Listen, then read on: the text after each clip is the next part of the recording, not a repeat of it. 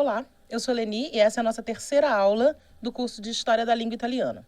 Na aula de hoje, a gente vai seguir contando a história dos romances italianos, partindo mais ou menos de onde a gente parou na aula passada, né, que é por volta do ano 1000, e seguindo pelo período que vem logo depois, em que a gente tem, de fato, os primeiros documentos escritos em línguas vulgares na Península Itálica. E aí a gente vai chegar à importantíssima questione della lingua, da questão da língua, né, que é estabelecida por Dante e depois se segue por todo o Renascimento.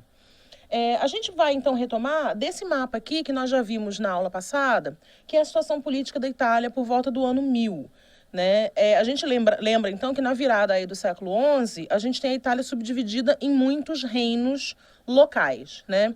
Como a gente viu na videoaula anterior, a partir aí do século XI, começa um processo maior de intercâmbio dos povos que vivem na Península Itálica com os vizinhos que estão ali para além dos Alpes, né? Em especial com o que hoje em dia é a França. A gente começa a ter, então, alguns movimentos culturais nesse período. Por um lado, movimentos culturais cristãos, né, principalmente monastérios em França, que vão irradiando elementos culturais. Então, por exemplo, o monastério de Cluny, né, os cistercienses. E na própria Itália, a gente começa a ter, então, esse influxo de uma cultura letrada que vem da França. Nesse momento, na Itália, a gente tem muitíssimos falares, muitíssimas variedades dialetais que se falavam aí nos diversos lugares da península. Mas esses falares locais, eles eram sentidos sempre como inferiores ou como pouco importantes em face da língua cultural padrão, que ainda era o latim, ela era a língua usada, de fato, né, na escrita e para fins governamentais e para fins de cultura, para fins de comunicação entre os diversos povos, né?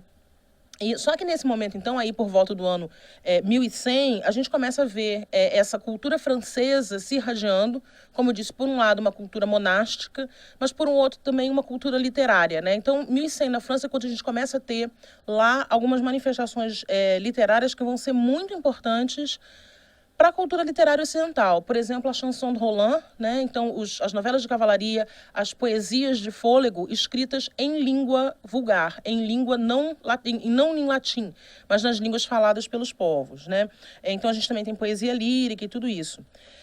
Essa consciência, digamos assim, entre uma separação entre o vulgar e o latino é claríssima, né? A gente percebe ela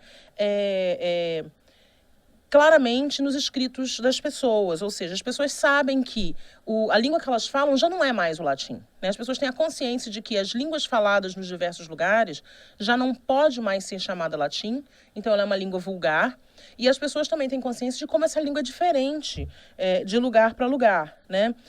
A gente sabe, por exemplo, disso através, por exemplo, de alguns documentos em que se faz essa diferença muito claramente. A gente tem, por exemplo, um documento do Bispado da Catânia, né, na cidade de Catânia, no século XII, mais ou menos, em que se diz claramente que se uma pessoa está sendo batizada adulta, por exemplo, ela não necessariamente tem que responder em latim as palavras do clérigo, né? Então se diz que se ele não sabe o latim, ele pode dizer as palavras do ritual em língua vulgar, né? Então se diz haec vulgariter dicat, ele pode fazer essa fala em vulgar, né?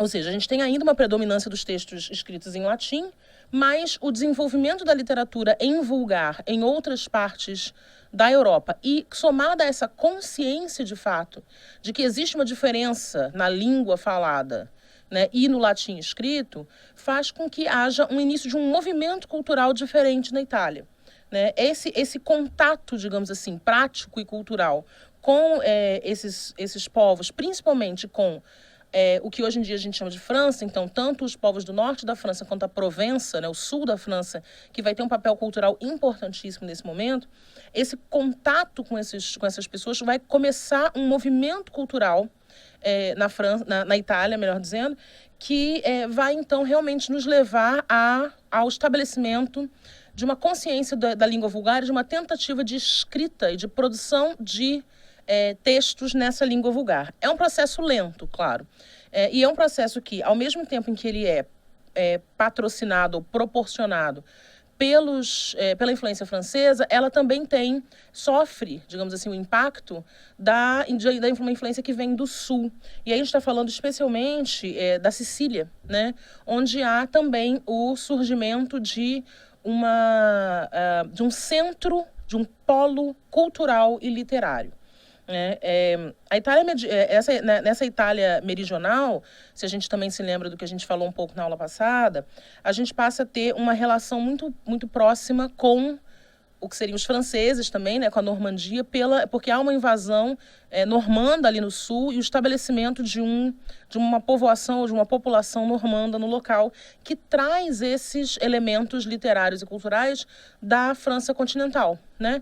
Então eles vêm, e aí é assim que, por exemplo, alguns elementos culturais começam a surgir. Então, por exemplo, as histórias do rei Arthur, que são muito populares na França, chegam à Itália através desses movimentos, desses influxos culturais. Então, esses elementos, o Rei Arthur, a canção de Roland, né, que esse Roland é o mesmo Orlando, que mais tarde vai ter vários poemas importantes em italiano, ou em língua vulgar, né, da península, escritas sobre Orlando. Ele chega por volta dos séculos XII e XIII na Itália através dessa influência francesa, né? A gente tem alguns poucos testemunhos dessas línguas vulgares da Península Itálica registradas de forma escrita aí nos séculos XI e XII. Né? A gente não vai mostrar aqui, porque seriam muitos exemplos e tal, mas a gente tem alguns testemunhos, mas a maior parte desses testemunhos é de inscrições bem curtas. Em geral, são inscrições em igrejas, são documentos muito cotidianos, né? São coisas, às vezes são inscrições só mesmo. Os primeiros escritos mais longos que a gente vai ter em língua vulgar italiana, e aí sim os primeiros textos literários, são já do século XIII.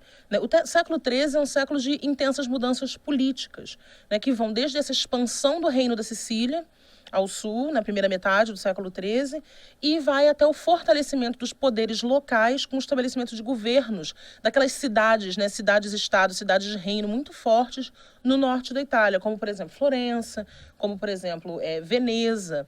Né? Então, a gente tem o sul em reinos e no norte as famílias mais ricas dessas cidades começam a se estabelecer como detentoras do poder. É quando vão surgir, por exemplo, famílias que vão depois ser muito importantes, como os Médici, né?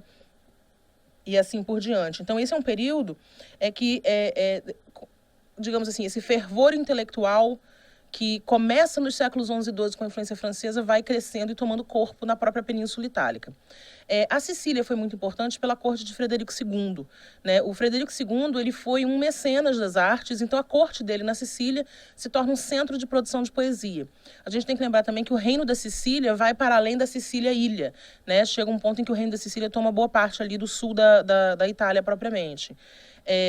O que é importante nessa produção poética na Sicília é que, ainda que antes mesmo disso, em outras partes da Itália, o influxo francês tenha produzido um interesse na produção de escritos, principalmente escritos poéticos e literários, em língua vulgar, muitos desses autores preferiam escrever na língua em que eles recebiam esses poemas.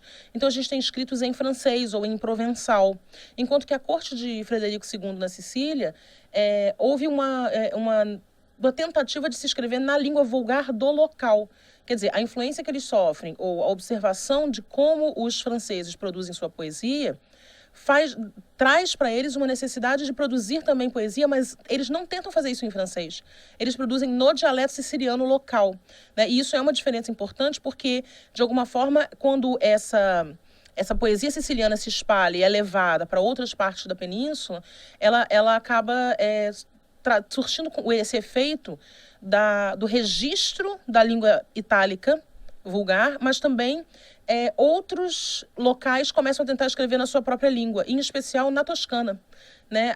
Essa produção siciliana acaba causando muito interesse no norte da Itália, na Toscana, após a morte de Frederico II, seu sucessor, porque aí você tem uma dissolução dessa corte, problemas políticos e tal.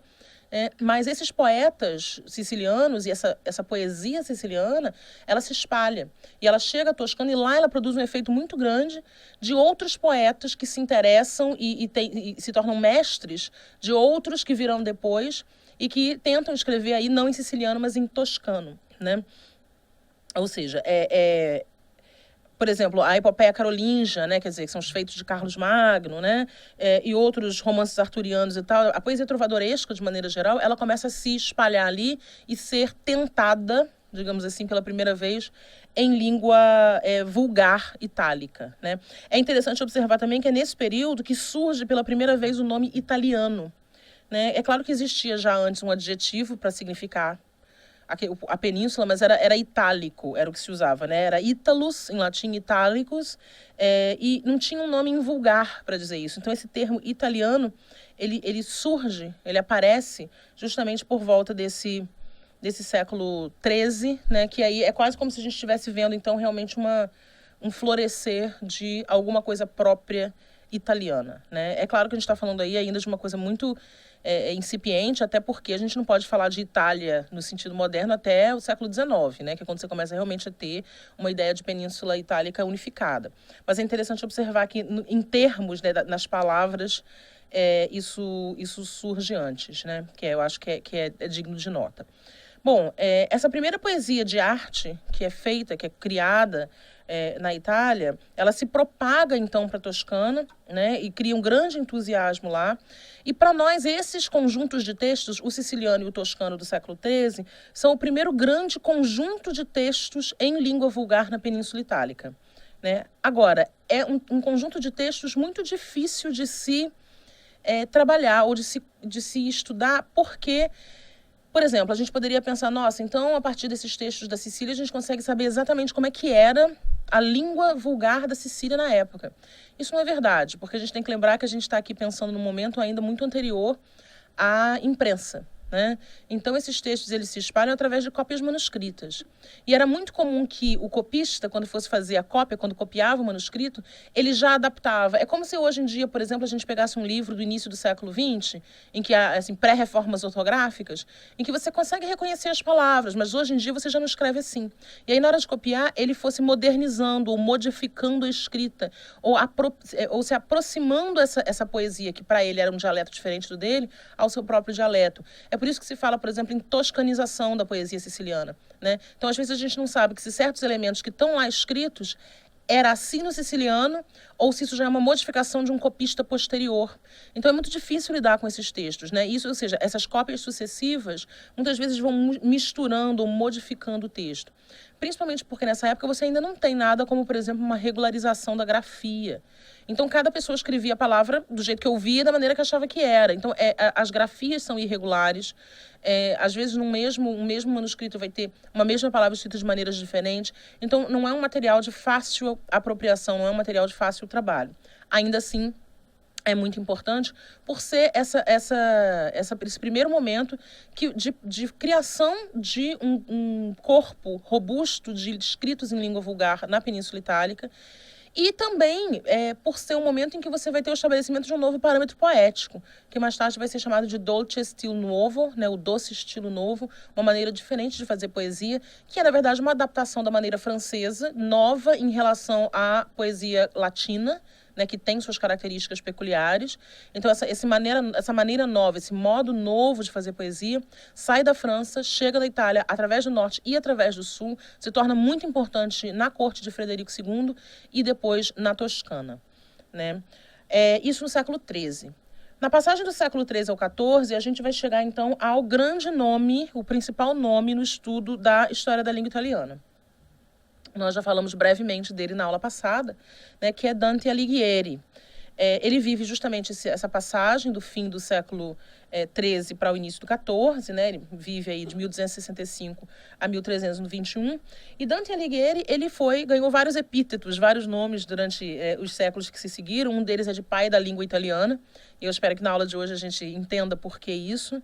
Petrarca chamou ele de Dux Nostri Eloqui Vulgaris, ou seja, o líder do nosso falar vulgar, né? E realmente dando a ele essa preeminência, não só pelo próprio conjunto da obra dele, em vulgar, mas porque ele foi o primeiro a pensar teoricamente, inclusive, e falar teoricamente sobre essa questão da fala dialetal da Península Itálica, né? Ele usou o dialeto florentino. Então, Dante ele usa o dialeto da cidade de Florença, que fica na Toscana, né, que é de onde ele era. E, de alguma forma, ao fazer isso, ele estabelece esse dialeto florentino como a língua literária, né, o idioma literário da Península Itálica. A obra de Dante é enorme, né? Não só na quantidade, ele tem uma quantidade razoável de obras, mas também, principalmente, em relação ao impacto disso, dessa obra. Ele tem obras escritas tanto em latim como no seu vulgar toscano, e ele escreve abertamente sobre defendendo o uso do vulgar, e ele pensa teoricamente sobre essa questão linguística. Por isso que a gente diz que ele é o primeiro a estabelecer a chamada questão da língua, né, que se tornou uma questão importantíssima pelos séculos seguintes, e só vai ser de alguma forma resolvida realmente já nos séculos XVIII e XIX. Né? Ao escrever em fiorentino, e depois ele estabelece um parâmetro que é seguido por outros escritores importantes, os principais são Petrarca e Boccaccio, né? E por isso o fiorentino se torna essa base da língua nacional italiana. Claro, não é só a questão literária, não é só o fato de que grandes escritores escreveram nela, não é só o fato de que Dante defende esse vulgar. É também o prestígio social, político, econômico que Florença teve durante muito tempo. Né? Basta a gente pensar em Florença em termos, por exemplo, também da questão financeira e mercantil, ou das próprias artes plásticas. Né? Florença foi um grande centro cultural, econômico, social e político. Então, é claro que isso também tem um peso, né? Mas Dante, ele pensa a situação, de fato, da língua na Itália. Né? E, além dessa obra principal, de que a gente já falou um pouco antes também, chamada De Vulgari Eloquentia, né? Sobre a eloquência, sobre a fala vulgar, ou sobre a eloquência em vulgar, ele também fala dessa questão da língua em outras obras. Então, no Vita Nuova, ele fala um pouco, no Convívio, e até um pouco na Divina Comédia, né? Aparece um pouco disso. Essa doutrina dele, digamos assim, a maneira como ele pensa a língua de maneira geral e o vulgar, especialmente, é um ponto importantíssimo, eu diria, da obra dele. Claro, muito conhecidas dele são as rimas, a Divina Comédia, pelo seu valor literário, que a gente não está, obviamente, esquecendo ou deixando de lado. Mas, para que nos interessa aqui no curso de História da Língua, né, a importância de Dante é como ele pensa teoricamente a língua. Ele fala já, por exemplo, que a variedade do uso é um dado natural da língua. Né? Ele não considerava isso ruim, ele observa isso e diz que isso é o natural. Então, ele observa, por exemplo, que na mesma cidade, então ele dá um exemplo, que na própria cidade de Bolonha, os habitantes do bairro de San Felice falam de maneira diferente dos habitantes da rua principal da cidade. Então, ele observa que mesmo dentro da mesma cidade, na mesma época, há essa diferença. A rigor, ele está quase fazendo um estudo sociolinguístico, né? Muito antes da sociolinguística existir.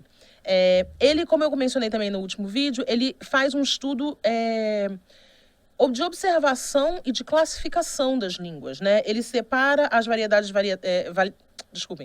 ele separa as variedades dialetais das línguas vulgares.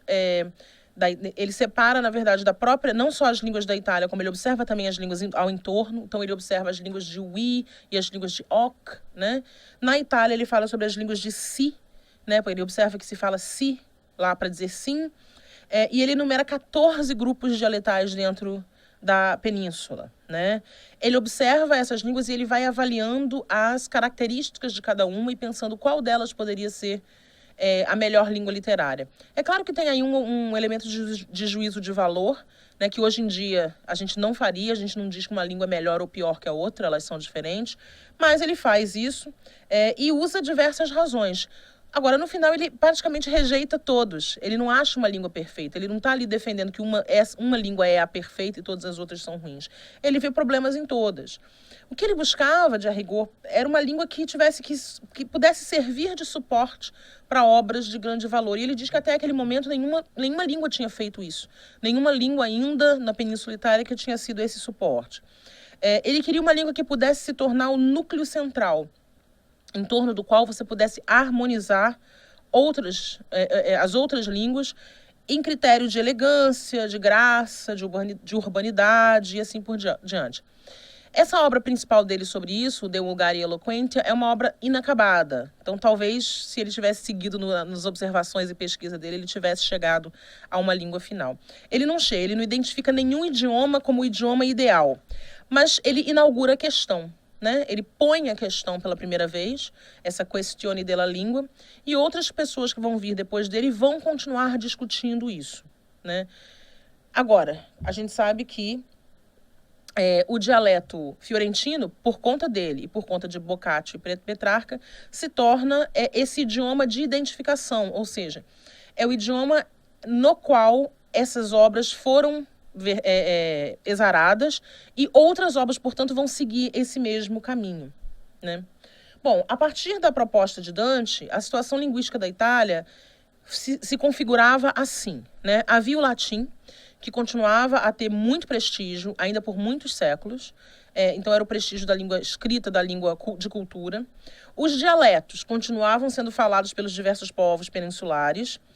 Esses povos foram cada vez mais passando a escrever nessas línguas, mas também na língua literária fiorentina dos três grandes autores do Trecento. Né? Então, a língua, ao passo em que as pessoas continuam falando os seus vulgares e muitas pessoas tentam escrever nele, quando alguém vai escrever uma obra literária, uma obra que ela considera uma obra de maior valor, essa pessoa tende a escrever aparentando-se com Dante ou com Petrarca ou com Boccaccio. E por isso as pessoas começam a escrever nessa língua literária. Né? Os literatos dos diversos reinos, dos diversos países, se a gente pode chamar assim, que havia na Península Itálica naquela época, passaram a escrever as suas obras cada vez mais nessa língua fiorentina. Mais ou menos próximo do que Dante, Petrarca e Boccaccio escreveram. Né? Afinal de contas, era por uma questão de proximidade mesmo, né? Do que era mais próximo ou mais distante.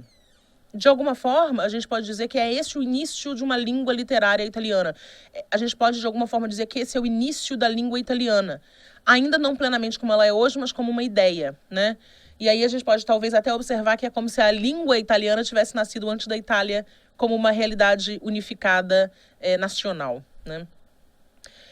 De fato, então, assim, a questão é posta dessa forma no século XIV por Dante, e durante algum tempo ela fica um pouco estática, ou seja, as pessoas que têm interesse ou que acham que Dante tem razão passam a escrever como ele, mas não há, de fato, uma unidade de pensamento.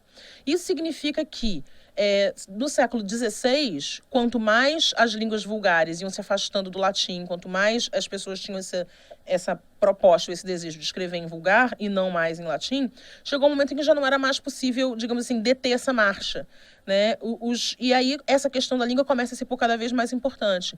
Se a gente não vai mais escrever em latim, que é a língua de cultura que todo mundo entende, em que língua vamos escrever para sermos entendidos por todos? Né? Qual é a língua que vai sustentar uma escrita literária como o latim sustentava antes? É a minha, é a sua, é a de Roma, é a de Florença, é a de Milão? Né? Chega então esse momento em que há três opiniões sobre essa questão. O século XVI vê então três opiniões sobre essa questão de como escrever em língua vulgar com a mesma qualidade, com a mesma visibilidade que os clássicos latinos nos davam. Né? Bom, havia então uma corrente, né, chefiada pelo Pietro Bembo, mas seguida por outras pessoas, que, em resumo, sustenta que cada língua tem um período mais importante. Então, assim como o latim teve o período áureo, que era o de Virgílio, de Cícero, de Horácio, também havia um período áureo da literatura da Península Itálica, que tinha sido o período de Dante, Petrarca e Boccaccio. Então, essa corrente sustentava que, nesse momento, era importante que se estabelecesse aquela língua, ainda que não a falada por todo mundo, como a língua literária de prestígio. Né? A segunda corrente, ela achava que a língua literária comum dos povos italianos deveria ser a língua usada pelas cortes. E daí a ideia de que essa é uma língua cortigiana. Né? Essa língua devia ser formada, levando em conta não só os escritores do 300, os escritores toscanos, mas também as cortes dos demais reinos. Então, por exemplo, eles achavam que a pronúncia devia se basear no uso da corte de Roma. Ou seja, seria uma língua amalgamada das cortes italianas. O Vincenzo Colli foi o iniciador dessa corrente, muitos outros autores concordavam com ela. né? E aí eles chamavam essa língua amalgamada de língua italiana, porque era a língua para ser usada por toda a península, né? E a terceira corrente, ela é chamada de corrente florentinista, porque queria que o nome da língua fosse florentino e não toscano, né? Porque se dizia que era injusto chamar essa língua de italiano. Machiavelli, por exemplo, é um dos defensores disso, e é ele que diz assim, né? É injusto chamar essa língua de italiana, ou mesmo de toscana, quando, na verdade, nem toda a Toscana usa essa língua, é só a língua de Florença, né? Então, ela devia se chamar florentino, porque tem muitos lugares na Toscana que não falam florentino. E essa uniformidade da língua seria dada à imitação dos autores, dos 3 autores do Trecento, e centrada ou cercada no florentino. Essas polêmicas, elas podem parecer hoje muito assim, inúteis, muito literárias, né, muito retóricas. De alguma forma elas eram, né? Elas eram de fato literárias, mas a gente tem que pensar que a gente não está falando de uma Itália unificada politicamente. Não tem um governo central, não há instrumentos unificados. São vários reinos, vários povos com várias ideias diferentes. Então, de alguma forma, para se impor alguma ideia, tinha que ser na base da argumentação e do convencimento. Ou seja, era uma questão literária. Se estava discutindo a questão da língua, sobre quem cultiva essa língua, e que eram as pessoas da elite, que eram as pessoas que tinham condições da educação e que iam escrever textos literários. A essas pessoas interessava essa discussão. E não a pessoa na rua, analfabeta, que falava a língua que falava. Então, é uma questão literária posta, sim, mas é uma questão que vai desembocar no que a gente tem hoje, que é a língua italiana, né? Ou seja, na falta da unidade política, a questão da língua ela era posta de maneira literária, né? De qualquer forma, essa necessidade de uma língua de unificação, uma língua unificada italiana, era cada vez mais importante e se punha cada vez mais em toda a península. Então, um exemplo, acho que é interessante de trazer, é o do Galileu Galilei, né? Galileu, ele publicou parte das suas obras em latim, então, por exemplo, Siderius Nuntius, né, que é de 1610, e parte das suas obras em italiano. Então, você tem, por exemplo, o Dialogo dei Massimi Sistemi, né, que é uma obra em italiano, de 1632, e outros. De alguma forma, é quase como se ele estivesse mostrando esse bilinguismo e essa questão candente da época. A gente escreve em latim ou a gente escreve em vulgar, né? Que era uma questão importante entre os doutos, entre os literários, a partir aí do próprio Dante, como a gente viu antes, né? Em 1612... A Academia della Crusca, né, tinha sido fundada antes, em 1582, como um grupo de literatos e doutos e pessoas preocupadas com essa questão da língua. Em 1612, a Academia lança o Vocabulário degli Academici della Crusca, que era uma compilação, era um dicionário, era uma compilação, era uma tentativa de organização da língua vulgar. Esse dicionário, ele era baseado na obra dos autores do Trecento. Ele era baseado na obra de Dante, Petrarca e Boccaccio. Era uma tomada de posição, né? Então, era um grupo de pessoas dizendo, a gente tem que ter esta língua, a língua é esta, e esse é o nosso rol de palavras. Era uma orientação bastante arcaica, né? No sentido de que a gente já está em 1600 e eles queriam estabelecer uma língua como ela era em 1300. E por isso esse dicionário ele foi muito criticado. Mas apesar de ser criticado e apesar dos seus defeitos, ele foi o primeiro dicionário de língua italiana. Então as pessoas, de alguma forma, adotaram ele, né? Nenhuma outra língua moderna tem um dicionário tão completo tão cedo. Foi um acontecimento, de fato. É um dicionário bom. Então, as opiniões de favor e contra essa orientação rígida da academia geraram muitas polêmicas. Né? De certa forma, tamanhas polêmicas que acabaram com a academia. Em 1783, a academia tem que ser fechada pelo Duque Pedro Leopoldo da Toscana por conta da violência. Então, ou seja, a questão linguística chegou, de fato, a esse ponto. Mas nesse meio tempo, né, entre o estabelecimento do dicionário e o fechamento da academia, mais de 100 anos depois, houve muitas mudanças sociais e políticas na Itália. Né? Antes do final desse século, antes do final do século XVIII, a gente já tem a Revolução Francesa, a gente já tem Napoleão, né, entrando na Itália, a gente tem as relações Itália-França muito estreitas, a língua francesa ganha também outra onda, né, digamos assim, de popularidade na Itália. E depois, nos séculos XIX e XX, é quando a gente vai ter, de fato, uma resolução dessa questão através da criação do italiano padrão, que é o que a gente conhece hoje. Mas esse vai ser o tema da nossa próxima aula, em que a gente vai, de fato, chegar a falar historicamente desse momento final do 19 e 20. Sem querer dar conta dessa complexa realidade dialetal da Itália, a gente se propõe, então, a encerrar essa fala observando agora a história interna, né? A gente observou a história interna, a história externa da língua. Então, observar um pouco da história interna com alguns exemplos dessas mudanças que justificam as características atuais dos falares italianos contemporâneos. Então, é tentar observar, durante esse período que a gente falou aqui, em que a gente começa a ter, de fato, textos escritos e maior documentação sobre a língua, como é que essas mudanças se deram, tanto no que elas têm de unificador, e que depois, então, vão refletir no italiano padrão, quanto a partir daquela divisão que a gente mencionou na aula anterior, né, dos falares ocidentais, orientais e meridionais, com a questão lá da divisão pela linha La Spezia Rimini, mencionar um pouco como é que se deu essa unidade e essa dialetação, essa variedade, né? A gente sabe que todos os dialetos, todos os falares da Península Itálica, eles estão assentados no latim vulgar, né? Mas eles divergem na sua evolução. Os falares itálicos, eles vão se constituindo ao longo desse tempo através das muitas pressões políticas, econômicas e de contato com outras línguas que vão acontecendo para eles ganharem essa feição que tem hoje. E o que eles têm de comum, né? Então, os dialetos, todos os falares itálicos, eles vão ter essas características comuns aqui.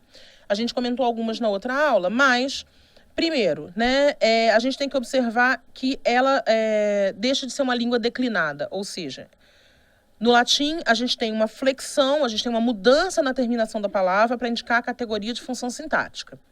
As línguas dos falares itálicos não tem mais isso. Nenhuma das línguas itálicas nenhuma das línguas itálicas tem essa característica. Elas não fazem flexão de caso. Além disso, a ordem da colocação das palavras, com a perda dos casos, se fixou em SVO. Né? As línguas itálicas são todas línguas de SVO, sujeito, verbo, objeto, e não sujeito, objeto, verbo, como era o latim. Houve também, de maneira geral, a perda do gênero neutro. O latim tem 3 gêneros, masculino, feminino e neutro. O italiano não tem isso. Nenhum falar itálico tem neutro. O que a gente tem é masculino e feminino. As palavras que eram neutras, elas migram ou para o masculino, ou, se era uma palavra muito usada no plural, ela migra para o feminino. Quanto ao som das palavras, os falares itálicos, em geral, têm como característica uma ditongação de E e O, breve latino em sílaba aberta. O que eu quero dizer com isso? Se eu tinha um O ou um E breve numa sílaba e depois não tem uma consoante na mesma sílaba, esse E e esse O viraram ditongos. Então, a gente tem alguns exemplos aqui no slide, né? Então, por exemplo, a palavra em latim é petra, pedra, né? Como é que ficou nos falares itálicos em geral? Pietra. Então, o E vira IE. Isso não acontece em português, se você observar, né? A gente tem pedra, não tem IE. A palavra em latim é foco. Na verdade, a palavra significava lareira, depois passou a significar fogo, né? Foco. Como é que é em italiano, ou nos falares itálicos? Fuoco. Bono, em latim, bom, buono. Pede, em latim, pé, piede, né? E assim por diante. Então, a gente observa que a gente passa a ter esses ditongos, né? Então, os os viram o, ou os es viram ie, e assim por diante. Isso é uma característica dos falares itálicos, é uma característica que você não observa, por exemplo, no português. Observa no espanhol também, né? Mas é uma característica comum dos falares itálicos. Os falares itálicos, em comparação com outros sistemas de falares românicos, eles têm basicamente pouca perda de vogal, né? Em geral, mesmo no final de palavra, mesmo em posição átona. Então, enquanto em português, espanhol e francês, o final da palavra tende a desaparecer, a gente tem perda de sons no fim da palavra, o italiano não tem isso, né? Os falares itálicos, eles tendem a manter as vogais no final. É o que a gente vê, por exemplo, ali no exemplo mele, que vira miele, mas em português mel. A gente some com o E no final. Já os ditongos latinos ai e oi, o que era em latim ai e oi, vira e nos falares itálicos, né? Muito cedo. E daí eles podem vir ou não a ser tratados como ditongo. Então, a gente tem alguns exemplos aí, né? Então, por exemplo, em latim, a gente tinha saita, e aí vira seta nos falares itálicos, que significa seda, né? Então, em latim era saita, então vira seta.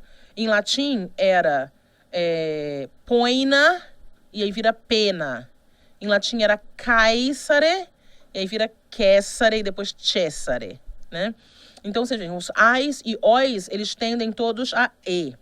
Já o ditongo au, no próprio latim, ele tende a o.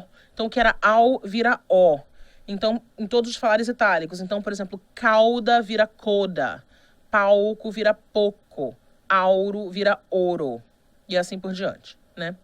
Quanto às consoantes latinas, o italiano tende, ou os falares itálicos, eles tendem a manter as consoantes latinas, né? São poucas as consoantes que somem, como acontece em outras línguas. A gente observa o desaparecimento do H, né? Porque o H, em latim, ele tem um som aspirado, ele é R. Isso não tem, então, na própria escrita ele some. Então, hora vira ora. E o H some, o som some, a letra também some. Né? E a gente tem a famosa chamada palatalização do C e do G. O que significa? Que em latim, o C, ele nunca tem esse som de S, né? Ele é sempre K, que. Por isso que eu li ali, caesare vira quesare. Mas, nos falares itálicos, a gente tem essa mudança do que para che e para G, né? Do G para G. Então, por exemplo, o que era em latim chera, em italiano vira cera. O que era gênero vira gênero. E o que era gelo vira gelo. Então, isso é muito característico do falar itálico, né? A gente não tem esse som do che e do ge nas demais línguas românicas. Então, isso são as características gerais dos falares itálicos. Então, são coisas que vão acontecer de maneira geral em todos os falares. Agora, a gente tem variações dentro dos próprios falares itálicos. Em especial, aquela variação entre o norte e o sul da linha La Spezia Rimini, né? Então, assim, por exemplo, a sonorização da consoante surda acontece em falares do grupo ocidental. A gente já tinha falado disso antes, mas eu trouxe outros exemplos, né? O que eu quero dizer com isso? Quando tem uma consoante surda, então P, T, né? Entre duas vogais, essa consoante no falar toscano, ou seja, no sul da linha, ele fica igual. No norte da linha, ele vira a correspondente sonora. Então, P passa B, T passa D, Q passa G e assim por diante, né? Então, alguns exemplos. No latim, ripa. No toscano, ripa. Mas nos falares ocidentais, riba.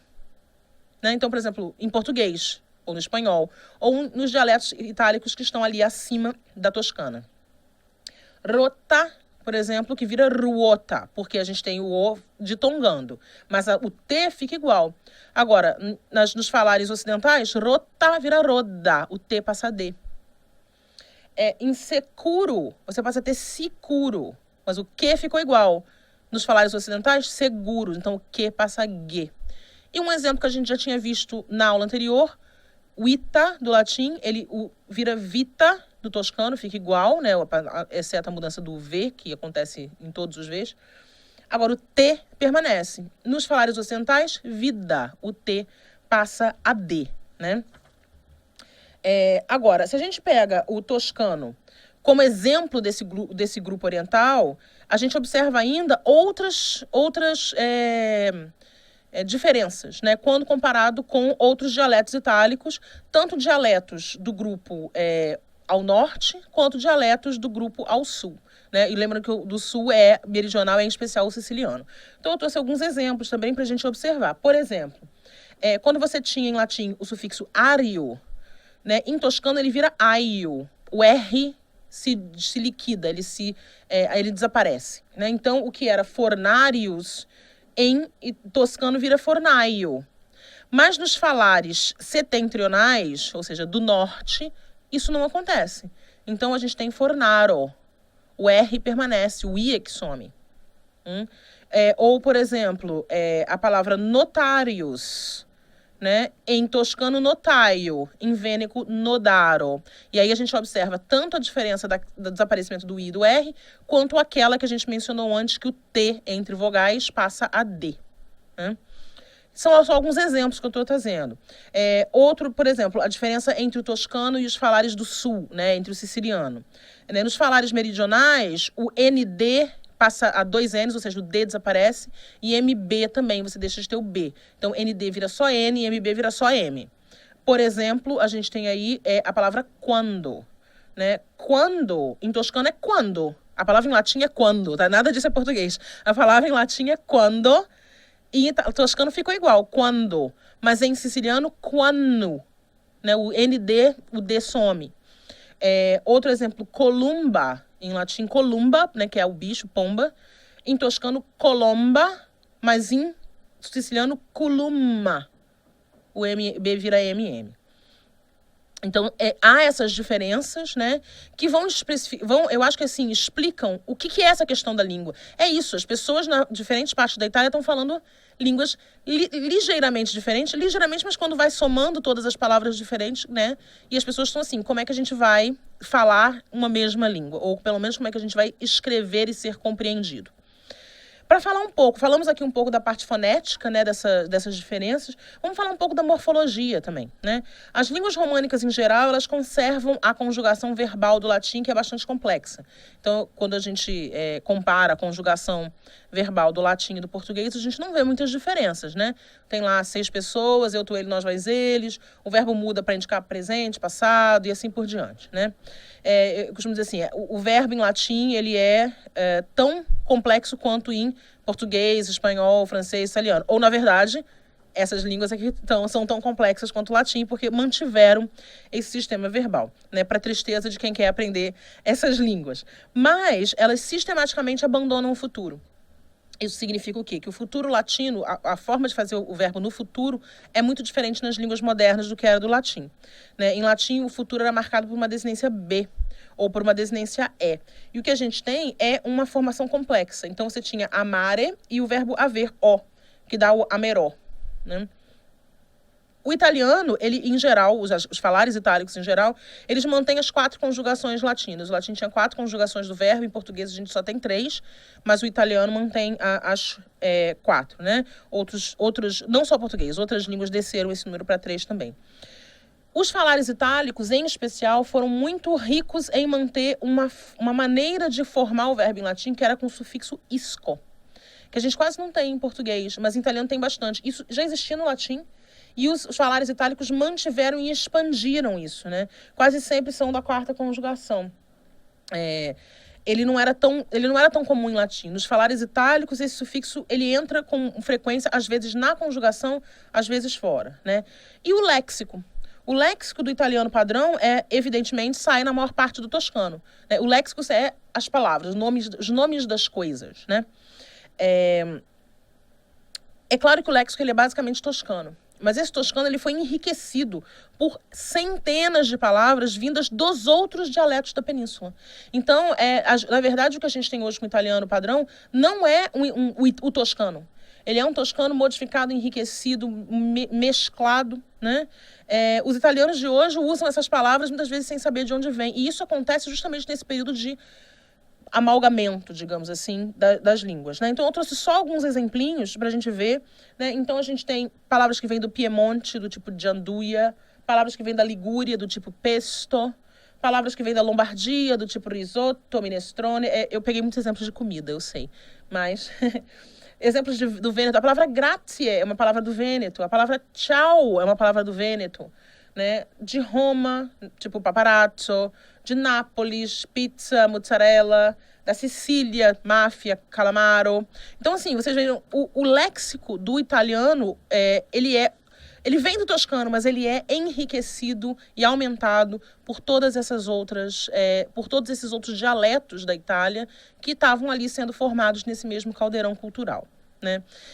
Como já disse um poeta latino, há mais de 2000 anos, muitas palavras que hoje são desusadas vão voltar a ser usadas, muitas palavras que hoje são bem conhecidas vão desaparecer, se assim desejar o uso, que é o senhor da norma. Então, o uso é que faz as línguas crescerem e se modificarem. As línguas são assim hoje porque são como organismos vivos quase, sempre sujeitos a muitas mudanças. Essas mudanças que a gente está vendo, então, nessa história de como o italiano se formou, elas continuam, né, agora já num período mais moderno, em que a gente vai falar na próxima aula. Na próxima aula a gente chega, de fato, no italiano moderno dos séculos 19 e 20 e entende como é que, então, se deu a organização dessa questão da língua no italiano padrão. Muito obrigada e até a próxima aula.